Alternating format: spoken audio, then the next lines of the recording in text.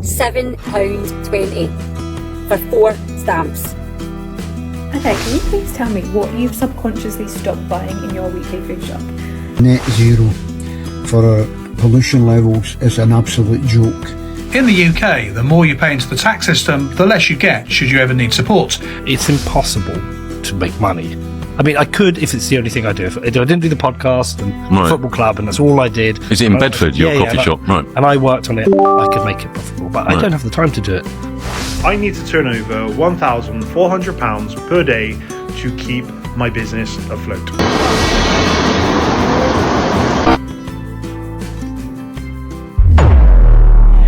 Cost of living joke poem. I went to buy some sourdough, a humble little crust. I handed over £20 and watched it turn to dust. The baker gave a sombre nod and whispered in my ear, "That covers just the sesame seeds, the rest is quite severe." I thought I'd save some money and just stay inside my home. But then I saw the gas meter, a high-tech garden gnome. It's spinning like a dervish, it's dancing with such glee. I think I owe my kidney to the local board of electricity. The lettuce in the supermarket has its own security guard, and buying half a dozen eggs is mentally quite hard. I'm looking at a block of cheese like it's a diamond ring. Perhaps for my next birthday, I'll buy this yellow thing.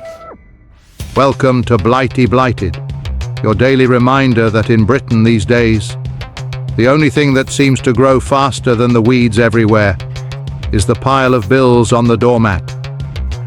Like you saw from the thumbnail, the costs just keep coming, and coming, and coming. Oh yes, honestly, I'm beginning to think my bills have children of their own. You pay the electricity, then the gas arrives. You pay the council tax, then the insurance wants renewing. The car needs an MOT. The boiler starts making funny noises. The supermarket empties your wallet. Then Christmas turns up just to finish the job. If you park your car without paying and you just leave it there, the council will come, whoop, take it away. Look. Note to owner, you've got 7 days and we're going to take it away. Interesting. But if you live in a house and take up the whole house and put your shitty little car in the drive and have your kids around and you don't pay, a landlord like me can't evict you. We have to wait months. How is that fair? Then you go to the council as a tenant and say, "Oh, my landlord's asking me to leave and evict me." And the council will give you advice on how to stay and how to exploit the system. You park your car in a council street, they'll come take it away. How is that right? It's not. I want to be clear. I'm not trying to take from the rich. I'm not trying to take from the rich. Listen, I am trying to stop the redistribution. I am trying to stop the redistribution that is happening in front of our eyes. The American middle class, the British middle class is dying. Their wealth is being sucked away and is being owned by an international super rich elite who pay no tax, while the people watching this show pay 40%, 50%, while billionaires pay nothing. We have sat here in the last 5 years.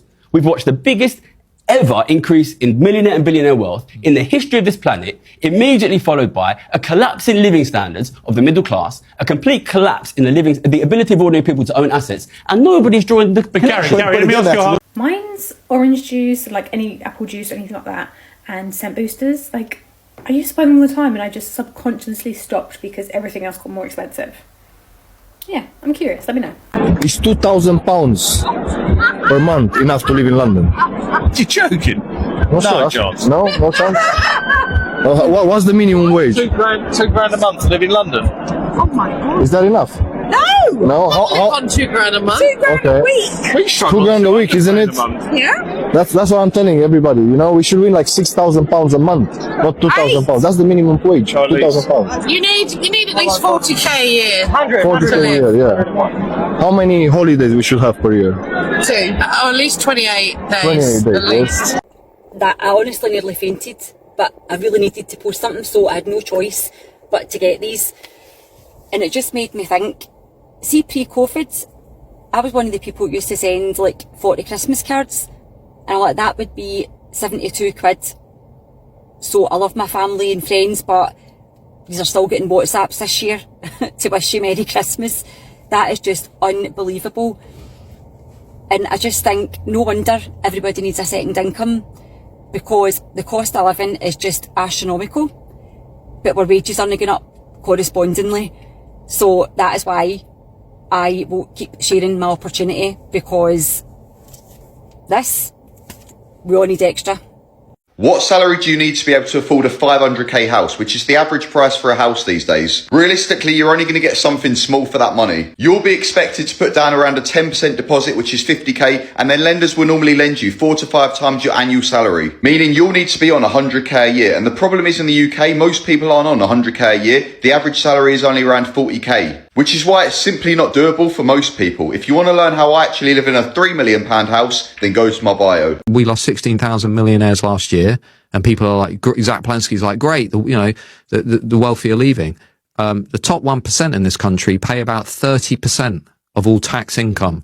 So if your plan is to chase all the wealthy out of Britain, who exactly is going to pay for the NHS? Who exactly is going to pay for policing and public services? Because if they all go, I mean, anyone who stays is screwed, because we won't have the tax base, because we haven't got growth, by the way. We haven't got productivity. And I do think people haven't realised how close to the edge we really are in this country. Just to give you one example, we are spending £140 billion a year just servicing our national debt, right? Think about your credit card and the interest on that credit card.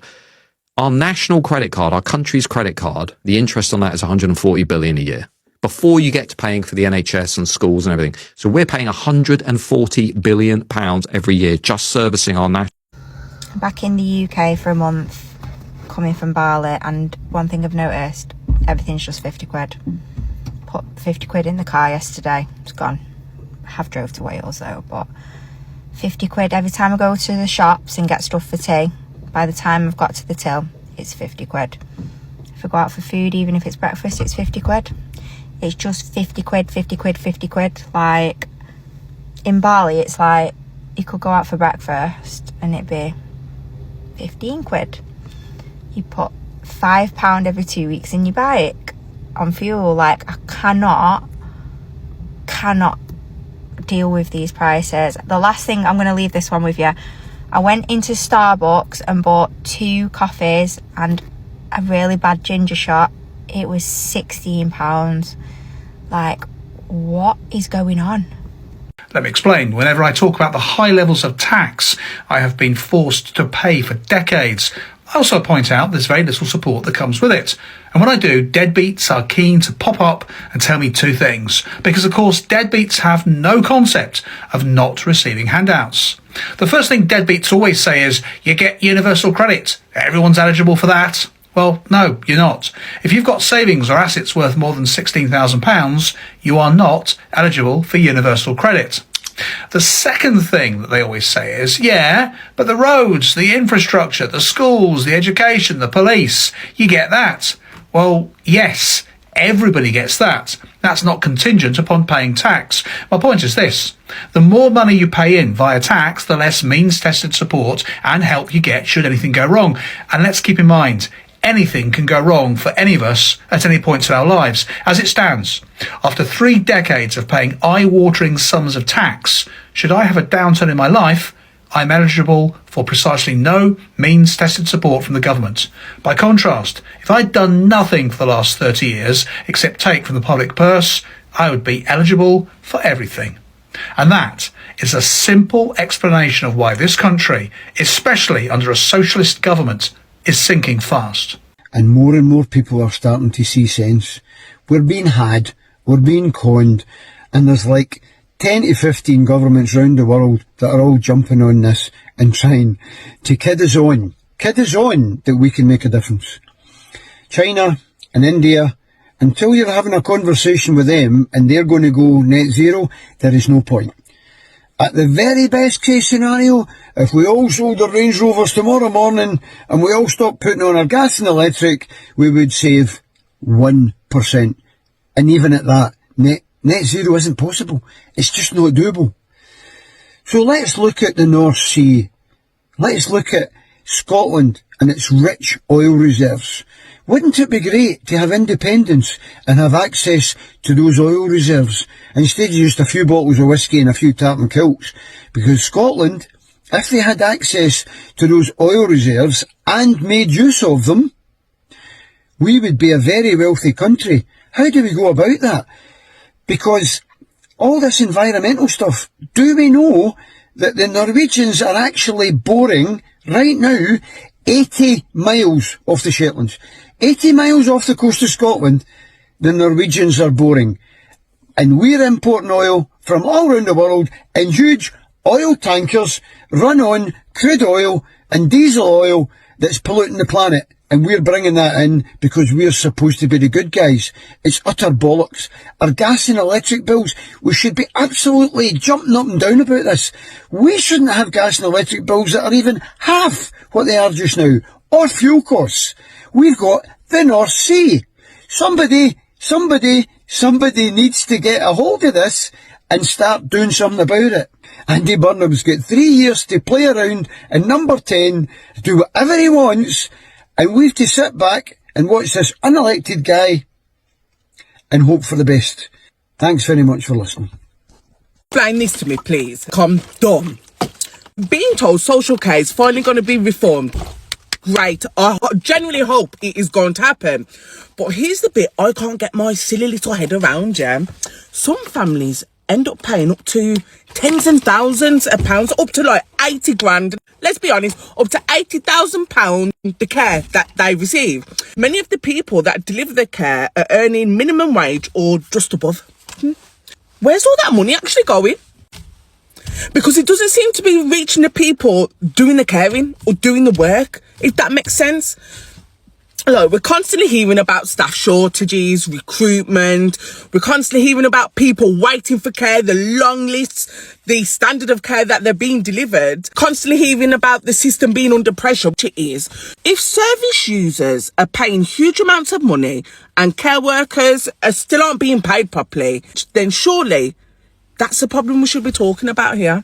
I'm all for reform, but where's the money going, big man? Don't just give us an announcement. Show people where the money's actually going. Fix the workforce. Do you know what I mean? Something that the math in doesn't add up. And furthermore, these companies that have made millions off service users and on the backs of carers paying them low wages, they should be put back into the system. It's these companies that should be made to fund it, actually. Listen, this is just my opinion, but who am I? So I just want to talk a bit about running a business. I'm no business expert and I don't claim to be or anything like that, but everyday business owners, depending on obviously the size and scale of your company, if you're a bigger company, you'll have obviously a lot of people in office you delegate stuff to. But I'm just going on basis of most probably, small size construction companies like ourselves, or it might even be a sort of one man banners, just what's got a labourer not VAT registered and stuff like that.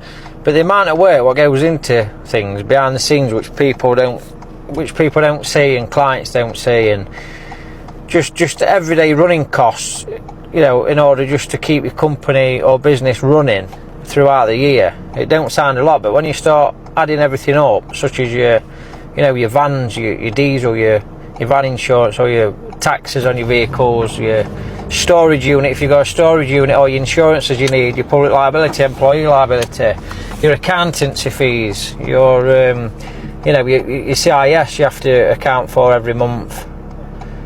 And it's not just, when I say accounts fees, it's not just one fee either. If you're VAT registered, you've got your VAT courses every 3 months you have to pay for, and you've got your corporation tax, you've got your personal tax. There's all this to consider, and that's obviously if you're a limited company. But it just so many variables. And any softwares you've got for the business, any quoting software, any proposal software, or same again, Xero, any bookkeeping software, just silly things like printers and inks and any business cost, it all adds up. Like you might need a new computer one year, or laptop, or whatever you choose, or your tools wear and tear, your van wear and tear. Like, the list does go on and on. This is just off the top of my head, and all this does mount up, and then you can literally divide that up into per day, and you get a per day charge, which is your overhead charge. But a lot of this gets waived, and a lot of clients don't sort of think or even factor this in. You're just hitting with a bill, and they'll be like, well, you just gave me a quote, should I say, not hitting with a bill, and they'll be like, God, how does it come up to that much?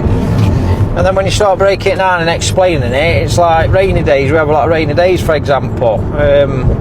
There's all this to consider, or holiday pays, you know, when you're having time off on holidays, you know. There's just so much to consider, which a lot of people do not realise. And this is not even going into all the hours you spend going on surveying clients. And a lot of clients we go on, and they're just picking your brains. They don't want you to do any work. They're just picking your brains for the next Joe Blogger who's going to go around, and they're going to pay for a cheap or an average job to be done. Well, obviously I've come on to clicking onto that quite heavily now, so without being rude, I'm quite straight to the point, but we're just not come out. And we've got ways and procedures how to go about that, so it sounds pretty blunt on that, but it's not like that. And then, but yeah, all the hours, what I'm getting at, all the hours you can add up what you're going through on a quote from a phone call to going out on a survey. So I'm just going through something. So on a phone call, going out on a site survey, you might have half an hour there or an hour there, same on way back, for example. All that time, and then you're getting home, you're quoting it, you've got emails to deal with, you've got phone calls, you've got text messages to get back to. All this stuff, what gets added on your hours, it all mounts up to a hell of a lot of time. And you don't get paid for any of that. But is what I'm getting at here now, a normal working week, like 40 hours a week, 36 hours, whatever it is, right? A normal working week, that's for a normal working person. If you're on tools 36, 40 hours a week, and then you're going home, you're dealing with emails, you're dealing with phone calls, you're missing out on time with your family, which I've done God knows how many times, sacrificing all that, for what and for who, basically. But anyway, you have to do all this to make things work, but what I'm getting at is you add all them hours up, and you're on 60, 70 hours a week. And then, you know, if you divide your 60, 70 hours, if you work for a company for 60, 70 hours, you're getting paid for every single hour. Sometimes it not be worth you setting up on your own. So it's a fine balance, and you've got to try and start delegating things to other people and speculating to accumulate and all that. Like I say, I'm no business expert, but that's how I feel, you know, now. Which before, I was just a busy fool, basically. Literally doing every single second myself, and it just, yeah. Last couple of years or so, I've sort of opened my eyes a lot more. But yeah, no phone call interruption, so catch you up next one. Why aren't people smiling anymore? You walk around the towns, you walk around the streets. Me and my little girl have just been around, just having a little mooch around, as I do. And it's just so sad to see. You don't see anybody smiling anymore. You don't see nobody happy and jolly, and everyone's sad. The mood's low. And do you know why that is? Because they're being fucking ripped off every day of their life. They go out to work. They're working 40 odd hours a week to not even be able to afford to have a day out with the families, because the greedy tax man gets his hand in like that and just fucking takes it all. Government needs to be doing something. The price of this fuel at the minute, it's not our problem. We ain't caused this war. We ain't caused no friction, the people. But we're being penalised. Why don't you drop the duty off it? Help the people out so they ain't struggling even more than they was before. Because nobody's earning any more money. It's a piss take. This whole country, the cost of living. I've just been in Greggs. £4.15 for little, very little cup of tomato soup. What the actual, I'm not even going to say the word, but it's a joke. How do they get away with charging stupid prices like that? I mean, it's not like it's homemade soup, is it? Some industrial made soup which probably cost them about 5p a tub, full of crap, full of disgusting crap. And I wonder why the people, nobody's happy no more. Families don't, they can't really afford to go out and enjoy themselves as a family. UK government, sort yourselves out, help the people, get the people back to being happy how they should be. No, what I didn't understand at all is how there's so many fucking skint cunts. Like, nobody's got any savings put away, no money at all. They're just living week to week. Like, everybody's got jobs. You should be at least saving £2,000 every single month. £2,000 a month, that's 24 grand a year. If you've got a missus, a partner, whatever it is, you're both saving £2,000 each a month, that's 48 grand a year. Fucking smashing it. I just didn't understand how there's so many people that's not got any money at all. You've no excuse. Hi, I'm Tony Harvey. I am the managing director and co-founder of Suave Owl Menswear. We've been going for about 7.5 years now. Question I get asked quite a lot is, how much does it cost to run a retail location? So if you're thinking of opening one up, listen up. One of my biggest expenditures a month is the rent for the units. So I have 2 units in total. I have one in the centre of Bath, and I also have one in the centre of Winchester. As you can imagine, not cheap. Next up is business rates. Now, business rates is the same as your council tax at the house, but each business on the high street, wherever you are in a county, gets charged this. Only difference being is that you don't get anything for it. It's just for the pleasure of having a business in the UK. Staffing is a massive cost for us as well, because we've not just got the people within the shops. We also have back-end staff that are doing things on the website, media, marketing, etc., etc. Also, electricity. So this is a 3,000 square foot shop that I'm currently sat in. So there's a lot of lights needed here, there, and everywhere. Also, Winchester is 1,500 square foot. So there's quite a lot of lights in there. Also, all of our software costs. So the tills need to run off of Shopify at the moment, which is also linked to our website, which also needs to be integrated into the daily costs. And last but not least, the stock replen. I need to have stock sitting in the shop so that people can actually buy it. So collating all of that together, grand total of about £40,000 per month, I need to keep this place open. That's scary. I'm sure I've missed a few bits off of here. There are a few sneaky little hidden costs that arise every now and then. But if this is something you're thinking of doing and you have any questions, give us a follow, give us a message, and I'll see if I can answer as many as I can. Cheers. Recently did a no buy month, and it's something that I definitely want to do again because it was so good to see how much money I spend and how much money I save and like change all my mindsets around money and everything like that. But the one thing that I don't think I was prepared for is like how excited I get by saving money. And it sounds so stupid, but I think before I used to just like pocket money or I'd like spend it on something and I didn't really think about it. Whereas now, like say for example, I sold some stuff on Vinted. I got about £300 sat in that account. So I took it out, popped it into my savings, and I literally was just sat like, that £300 I've just popped into savings, like that's £300 in my savings account. That's 300 more pounds to go towards a house or an emergency fund or a holiday or whatever it is that I choose to spend it on. More so a house, I think, than anything. But it's just that like feeling of like, oh my God, I did it. Like I'm saving money. And also alongside that, because I'm selling things on like Vinted and stuff, I'm also clearing out my home. So it's knowing that I've got that £300, which means that that's £300 of money that I've got in my account, but also £300 worth of clothing that has left the building. So we've got more space, more freedom. We're energetically clearing, we're cleansing, like we're doing things. And it's actually, I don't know. I just feel really proud of myself this morning when I put it into my savings and I was like, you just did that. You just saved that money. And it feels really good.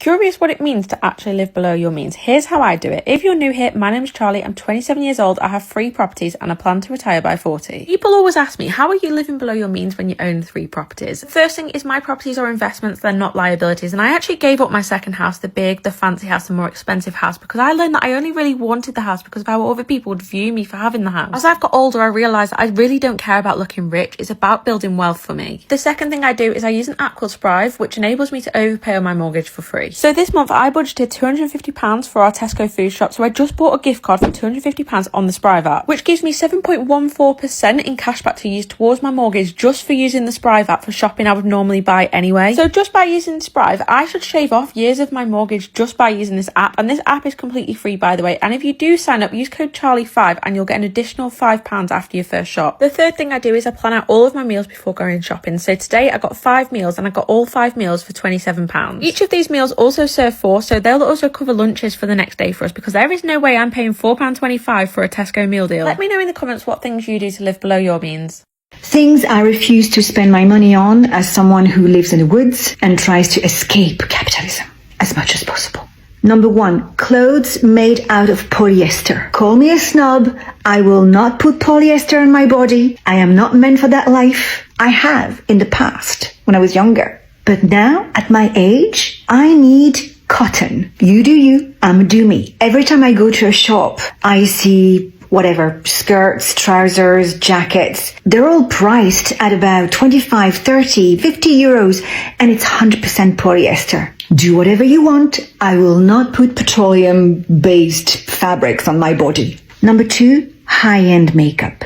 I refuse to spend more than 10 euros for a makeup product. Nowadays, there are very good retail brands that are cruelty-free, vegan, clean, whatever that means. I have a friend who used to work in the cosmetic industry, and let me tell you that most products are the same. It's just packaging and marketing that make them more expensive.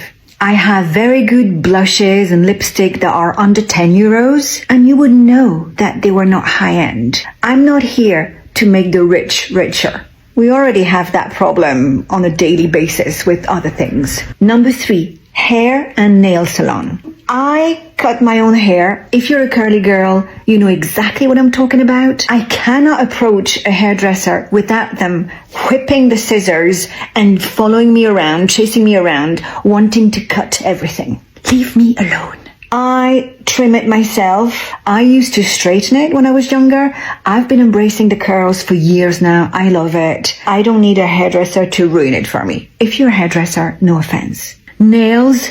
I don't go to the nail salon. First of all, I hate gel. I like short nails. Kudos to you if you have very long ones. I don't know how you do it. This has always been like mind-blowing to me. I don't know how you do the dishes. I don't know how you clean your house. I don't know how you clean yourself. I bang myself against the walls or tables all the time. These long nails, if I had any, wouldn't last a day. I rarely do them, and I'm fine with it. Who cares? And it used to be able to start businesses and find a good manager. And yeah, and you haven't found a good manager. No, and that's a whole other conversation about staffing and employment because because of the back to AI though. I mean, you're going to get a lot of quite bright young graduates who are going to be absolutely looking for jobs like that if they have work ethic. I mean, there is a whole question about whether we're losing work ethic in this country. Well, we've turned work from a privilege to an entitlement through employment rights and minimum wage. But it's so hard to make money. You have your business rates, your energy costs, your VAT, and if you take a cup of coffee, it's like this small slither at the top, you might have a chance to make a profit. So it's very hard out there to make money at the moment because of the state, because it puts so much burden in terms of regulation, and cost. Yeah. And how many businesses are being crushed like that? And that's one of the things I really like about Rupert Lowe. He does understand this. I've had deep conversations here with the mics on and with the mics off. Other politicians talk about it. He may do. I mean, where I worry about him is that he has surrounded himself with these young guys who are ethno-nationalists. Yes. I mean, some of them overtly. He was interviewed the other day, and he played the sort of granddad. He sort of pretended he didn't really know what ethno-nationalism was. I mean, come on. We're not an ethno-nationalist country. We have this ridiculous debate about Englishness. Yes, I mean, Englishness is an ancestry. There is a definition of Englishness, which is just ancestry. But like Britishness, it's become bigger than that.